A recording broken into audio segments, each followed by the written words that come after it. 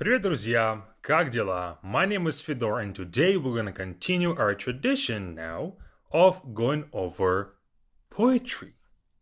Today we have Esenin, which is another great Russian poet. I think him and Pushkin are two. I don't want to call them the best, but I think they are known to be the most simple when it comes to their language and the most lyrical. They write about the nature and love a whole lot. And this letter is called Письмо матери. Матери means mother. And yep, here we go. We're going to read it line by line. Of course, first, we're going to read it all from start to finish and then break it down sentence by sentence to see if you understood it or not. But first, let's read it first, see if you can understand something just with Russian. Here we go. Ты жива еще, моя старушка? Жив и я. Привет тебе, привет. Пусть струится над твоей избушкой тот вечерний, несказанный свет. Пишут мне, что ты, тая тревогу, загрустила шибко обо мне. Что ты часто ходишь на дорогу в старомодном ветхом шушуне. И в тебе в вечернем синем мраке часто видится одно и то ж, будто кто-то мне в кабацкой драке саданул под сердце финский нож. Ничего, родная, успокойся. Это только тягостная бредь. Не такой уж горький я пропойца, чтоб тебя не видя умереть. Я по-прежнему такой же нежный и мечтаю только лишь о том, чтоб скорее от тоски мятежной воротиться в низенький наш дом. Я вернусь, когда раскинет ветви по-весеннему наш белый сад. Только ты меня уж на рассвете не буди, как 8 лет назад. Не буди того, что отмечталось, не волнуй того, что не сбылось. Слишком раннюю утрату и усталость испытать мне в жизни привелось. И молиться не учи меня, не надо. К старому возврата больше нет. Ты одна мне в помощь и отрада. Ты одна мне несказанный свет. Так забудь же про свою тревогу. Не грусти так шибко обо мне. Не ходи так часто на дорогу в старомодном ветхом шушуне. And that is it. I hope you understood something from this without us translating, because it's really beautiful. It's really touching to how he talks to his mother. And I'll try to translate this with as much care and as much love in my emotion as Esenin was trying to portray as well. First, he starts with «Ты жива еще, моя старушка? Are you still alive, my old lady?» Referring to his mom as his old lady. How caring. Моя старушка, my old lady. Жив и я. I'm alive too. Привет тебе, привет. Hello to you, hello. So he doesn't start with hello and then are you still alive? No, he starts with are you still alive? I think it's more of a jokey way, I think, because definitely he knows that she's still alive, probably. And it just goes to show how long they haven't seen each other. If he's asking her if she's still alive or not. Then he continues, «Пусть струится над твоей избушкой тот вечерний, несказанный свет. May that unsaid evening light flow over your cottage, but house. Избушка is like a little house. Think of kind of small little house, wooden house, typically with just simply one room, because he wrote this in 1924. There's not a lot of, how do I say this? There's not a lot of central heating systems. So a lot of houses were heated by one furnace. And so it's a house with one big space. Kitchen in the left corner, maybe bathroom or restroom outside, like the outhouse, then a few beds right there in the same room. That's how people used to live, especially in the rural areas. So it's like a small place, one big room where everybody is, because there's not a lot of amenities happening. Of course, sometimes there's bigger houses, better houses, but if it's called избушка, most likely it's going to be like that. So he said, may that unsaid evening light, вечерний несказанный свет. I think несказанный also can be translated as, well, unsaid, as we did translate it, but also magical. Some elusive evening light. What's the light in the evening? Maybe it's a fire, maybe it's a furnace, who knows? We don't know. And then he said, let that evening light flow over your cottage. Meaning, in my opinion, he means, let life be there in your избушка, in your house. Let it be full of life. Then he continues a bit more directly with less hypotheticals and less figurative things. Пишут мне, что ты, тая тревогу. Пишут мне, they write to me, что ты, that you, тая тревогу, hiding your worry. Загрустила шибко обо мне. You've grown very sad about me. So they're writing to me that you are sad about me. And then he continues, что ты часто ходишь на дорогу в старомодном ветхом шушуне. That you often walk to the road in an old, worn-out shawl. Or shushun is like a kind of, it's not used anymore, but if you ever seen folk Russian costumes, like that red costume, that's what shushun is. But what this means is that you've grown sad about me, maybe you miss me, so you go into the road. When you live in a rural area, there's one main road typically that then kind of goes into smaller roads to the houses. Maybe even, of course, unpaved most likely. And so you have to kind of, from the main road, you go to your street and then you get to your house. Not every single street would be paved and truly well done. And so what I think he means is that you come out your house, leave your household chores, maybe your garden, maybe your things that you do around the house, like cattle maybe, and you go to the street to see if I'm coming, to see if there is a horse and a carriage with me there. I believe that's what he means here, is that you come to the street to look for me, to see if I'm coming or not. And also shushun, I think it's not, of course I didn't live in those times, I'm not sure what he means exactly, but in my opinion, it's a dress. It's a dress. It's not a everyday kind of wear. And so she puts on her best clothes to come and greet him, to see if he is coming or not. She's coming to the street to see if the horses with the carriage bring him. But of course they don't. And then и тебе в вечернем синем мраке, and to you in a dark blue darkness. Часто видится одно и то же. You often see the same thing. Одно и то же really should be одно и то же, but it's kept for rhyming. So to you in the evening blue darkness come the same exact vision.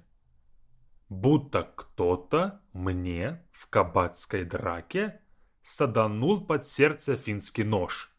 As if someone in a tavern brawl, в кабацкой драке, tavern brawl, будто кто-то means as if, саданул, stabbed, под сердце, under my heart or in the heart, финский нож, Finnish knife. Финский нож grew in popularity among criminal forces because it's a small knife that you can put in your pocket, and it's a stab knife. So it's not really like a cutting. You cannot cut, like let's say if you're a butcher, you don't use that knife. It's like for you to poke something. That's called a Finnish knife. And so in the darkness, in the blue darkness, you see the same exact vision, that as if somebody in a tavern brawl put a knife to my heart. That's her visions. As a mom, she's worried about him dying and somebody stabbing him, right? Ничего, родная. Ничего means nothing. But ничего страшного can be translation like a full phrase. There's nothing wrong or it's okay. Родная. But ничего means don't worry. Родная means my dear. Успокойся. Calm down. Это только тягостная бредь. It's only burdensome delusion. Бред or бредь, I think бредь may be an older way to say it. We now don't say with a soft sign at the end, we say бред. And it means delusion or when you see visions. Illusions as well, or hallucinations can be бред as well. Не такой уж горький я пропойца. I'm not such a bitter drunk. Не такой уж. I'm not such a горький, bitter. And пропойца means drunk or drunkhead. I'm not such a big drunk that I'll get stabbed in a tavern brawl. Чтоб тебя не видя умереть. I'm not such a bitter drunk. I'm not so much of a drunk to die without seeing you. Чтобы тебя не видя, without seeing you, умереть, to die. So maybe he is a drunk, but not so much of a drunk to not see her before his death. Meaning that he still loves her, he still remembers her, he still wants to see her. And she means a lot to him. That's what I'm taking from this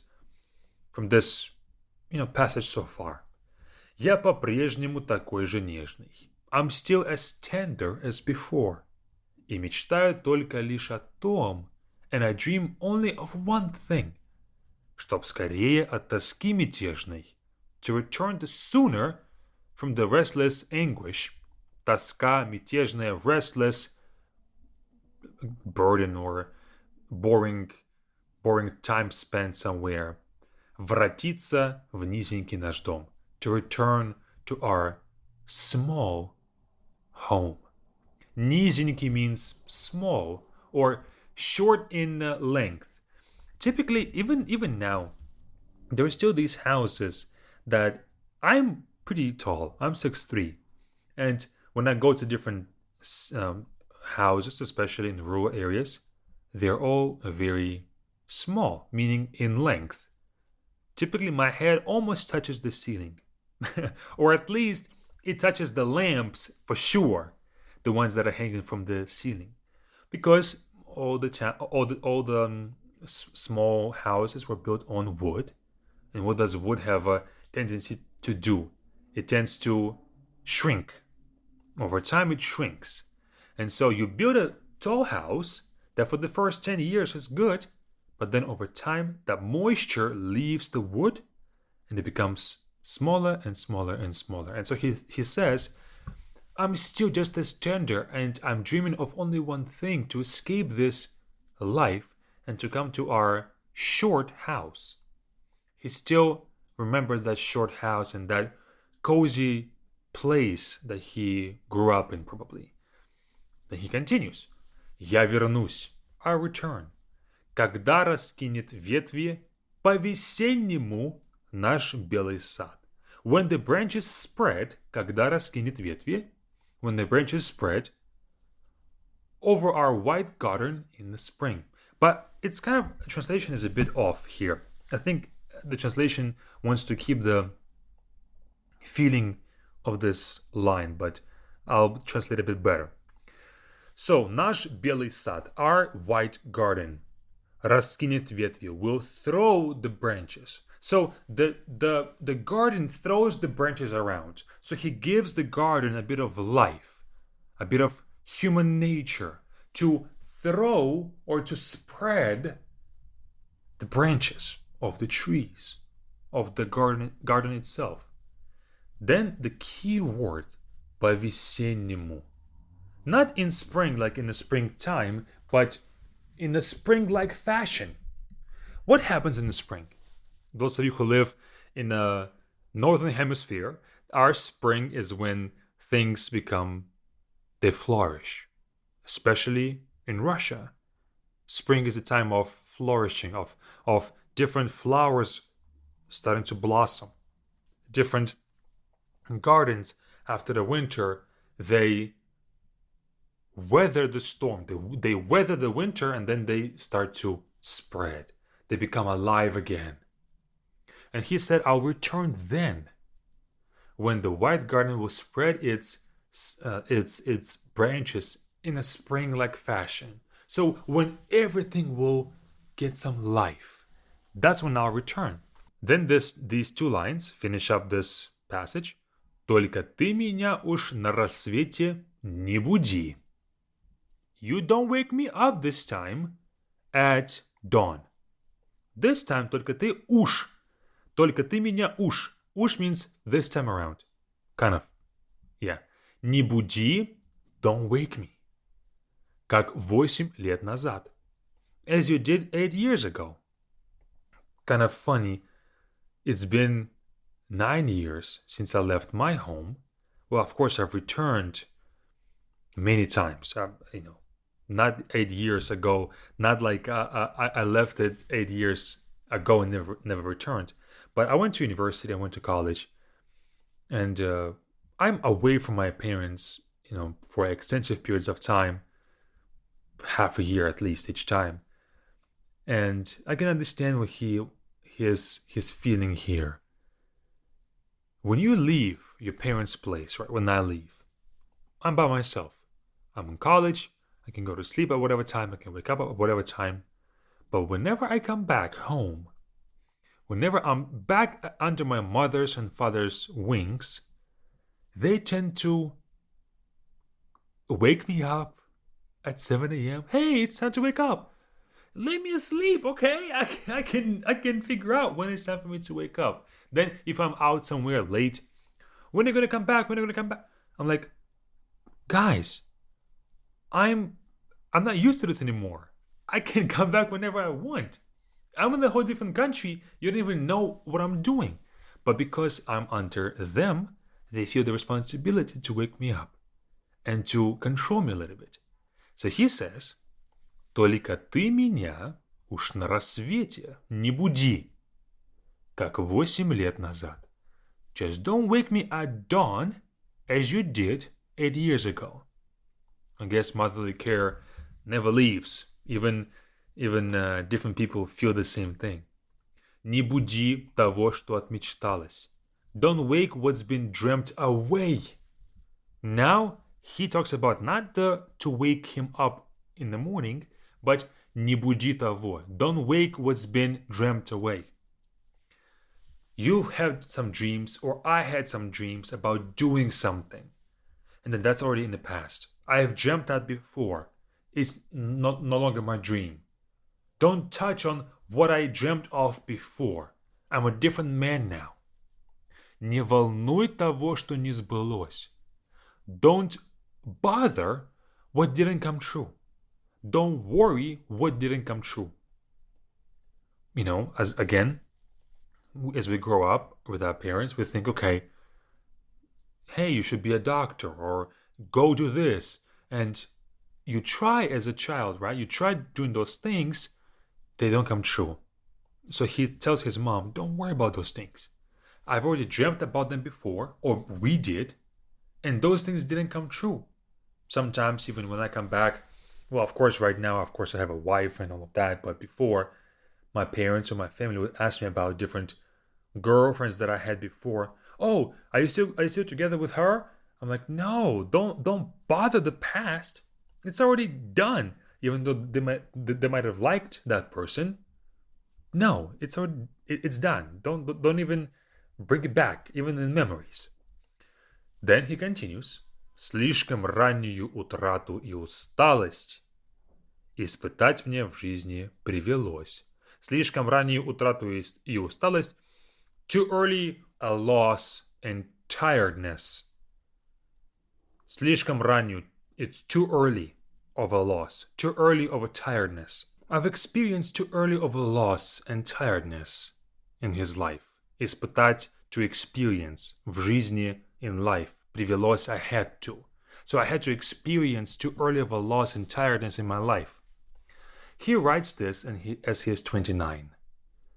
And he's talking about that he's experienced too early of a loss and tiredness. And the very tragic fact is that he dies a year after writing this. He dies at the age of 30. Has he seen his mom? Has he not? We don't know. И молиться не учи меня. And don't teach me to pray. Не надо. No need. К старому возврата больше нет. There's no return to the past. Again, 1924. USSR has formed 1922. So it's new life has started for people, and of course religion was against the communist regime because it was believed that if you believe in God, do not believe in the state. So he says, don't teach me to pray. К старому возврата больше нет. There's no return to the past things, past traditions. Ты одна мне помощь и отрада. You alone are my help and comfort. Ты одна мне несказанный свет. You alone are my unsaid, or that magical light that he was referring to. Then the final part is, так забудь же про свою тревогу. So forget about your worry. Не грусти так шибко обо мне. Don't be so very sad about me. Не ходи так часто... Еще раз. Не ходи так часто на дорогу в старомодном ветхом шушуне. Don't come to the street so often in your old-fashioned, worn-out shawl. That is all. Hope you've learned something. This poem will be in the description to this podcast. If you like this episode, leave us a review so that others can also find this content and also get closer to the Russian culture and Russian poetry. That's all. See you all next time. Пока-пока.